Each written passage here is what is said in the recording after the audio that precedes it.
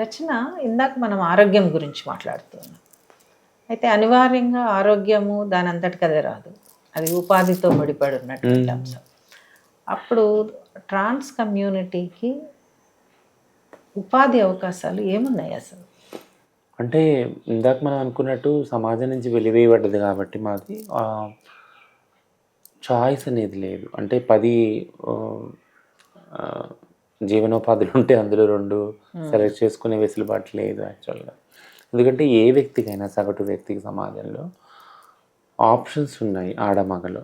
మీరు 10 దానిలో ఏది మీరు చేయాలనుకుంటున్నారు? డాక్టరా, ఇంజనీరా, హమాలీనా, ఏదైనా కానీ. అంటే మీరు చదువుకుంటే ఇవి ఉన్నాయి, చదువుకోకపోతే ఇవి ఉన్నాయి అని. బట్ ట్రాన్స్జెండర్ వ్యక్తులకి ఇర్రెస్పెక్టివ్ ఆఫ్ వాళ్ళకి అంటే వాళ్ళు చదువుకున్నా చదువులేకపోయినా ఎలాంటి బ్యాక్గ్రౌండ్ నుంచి వచ్చినా కానీ 2 వృత్తులు, భిక్షాటన లేదా సెక్స్ వర్క్. సో అక్కడి నుంచి కొన్ని తరాలుగా అదే వృత్తిలాగా సమాజంలో బతుకుతూ వచ్చిన సముదాయం అన్నమాట. ఇప్పుడు ఏదైతే సమానత్వము, హక్కులు, మానవ హక్కులు అని రాజ్యాంగ హక్కులను మాట్లాడటం స్టార్ట్ చేశామో అప్పుడు వెనకబడిన సముదాయాలు కాబట్టి వీళ్ళకి రిజర్వేషన్ కల్పించాలి విద్యలో, ఉపాధిలో అని మొదలుపెట్టారు. బట్ కానీ దాని యొక్క ఇంప్లిమెంటేషన్ ఏదైతే ఉందో గవర్నమెంట్ అంత శ్రద్ధగా అయితే తీసుకున్నట్టు ఎక్కడ కనపడలేదు. ఎందుకంటే కొన్ని చోట్ల స్ట్రాంగ్ జడ్జిమెంట్స్ ఉన్నాయి కోర్టులు ఇచ్చినవి, కొన్ని చోట్ల గవర్నమెంటే డిజైన్ చేసిన పాలసీస్ ఉన్నాయి. అన్నీ కూడా కొన్ని చోట్ల ఫెయిల్ అయినాయి, మ్యాక్సిమం ఫెయిల్ అయినాయి యాక్చువల్గా. అంటే మ్యాక్సిమం ఇప్పటికి కూడా అన్ని పాలసీస్ ఉన్నా, జడ్జిమెంట్స్ ఉన్నా నా ట్రాన్స్జెండర్ కమ్యూనిటీ ఇంకా రోడ్ల మీద భిక్షాటన, సెక్స్ వర్క్ చేస్తూనే ఉంది మ్యాక్సిమం. అదే ప్రధానమైన లైవ్లీహుడ్లో. అంటే ట్రాన్స్ కమ్యూనిటీ నుంచి అంటే చాలాసార్లు సెక్స్ వర్క్ చేస్తూ ఇబ్బంది పెడుతున్నారు అని అప్పుడప్పుడు పోలీసుల వైపు నుంచి వస్తూ ఉంటారు. అది ఒకటైతే ట్రాన్స్ కమ్యూనిటీ మీద చాలా వైలెన్స్ చేసేటటువంటి గ్రూప్స్ కూడా ఉన్నాయి. అంటే ఈ 2 విడివిడి అంశాలా లేకపోతే? 2 విడి అంశాలే. కాకపోతే 2 భద్రతకి సంబంధించిన విషయాలే, సెక్యూరిటీకి, సేఫ్టీకి సంబంధించిన విషయాలే. ఎలా అంటే మీరు అన్నట్టు ఫస్ట్ వితిన్ సముదాయం ఏదైతే హిజ్రా కమ్యూనిటీ కానీ ట్రాన్స్ కానీ జరిగే హింస చాలా ఉంది. కొన్ని తరాల వరకు ఆ వితిన్ కమ్యూనిటీలో జరిగే హింస బయటికి రాలేదు, సైలెన్స్ చేయబడింది. సైలెన్స్ ఆ సముదాయం వల్ల, మా సముదాయం వల్ల చేయబడింది. ఎందుకంటే పోలీస్ మెట్లు ఎక్కకూడదు, పోలీస్ స్టేషన్ మెట్లు ఎక్కకూడదు, కోర్టుల దాకా వెళ్ళకూడదు అని ఒక గైడ్ లైన్ పెట్టుకోవడం వల్ల అక్కడికి వెళ్ళటానికి లేదు. ఏదైనా అన్యాయం జరిగినా అక్కడక్కడే తీర్పులు చేయడం కానీ, నీతి అవినీతి కానీ అక్కడే అవ్వటం జరిగేది. 2014 తర్వాత సుప్రీంకోర్టు చెప్పాక ఏదైతే స్వేచ్ఛ, స్వతంత్రం అంటున్నామో, సమానత్వం అనేది, అప్పుడు పోలీస్ స్టేషన్కి వెళ్ళి కంప్లైంట్ చేసి ఎఫ్ఐఆర్ రిజిస్ట్రేషన్ ఇవన్నీ ప్రాసెస్లో తీరా కోర్టుల దాకా వచ్చేటప్పటికి అక్కడ జడ్జిమెంట్, జస్టిస్ అనేది, న్యాయం అనేది ఎవరు కూడా చూసిన దృష్టాంతాలు లేవు.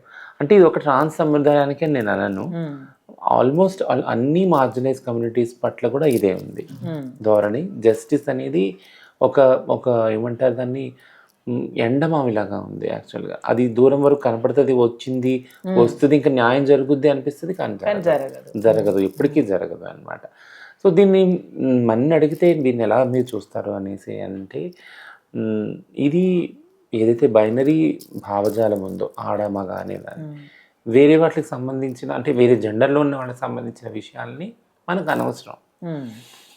అలా ఉండటమే తప్పు కదా, అలా పుట్టడమే తప్పు కదా, అలా చేయటమే తప్పు కదా, ఇంకా వాళ్ళ గురించి ఆలోచించేది ఏంటి అన్న ధోరణిలోంచే, అన్న ఒక భావజాలంలోంచే వస్తుంది, ఏ వ్యవస్థ వస్తుంది, రియాక్ట్ అవుతూ ఉంటుంది.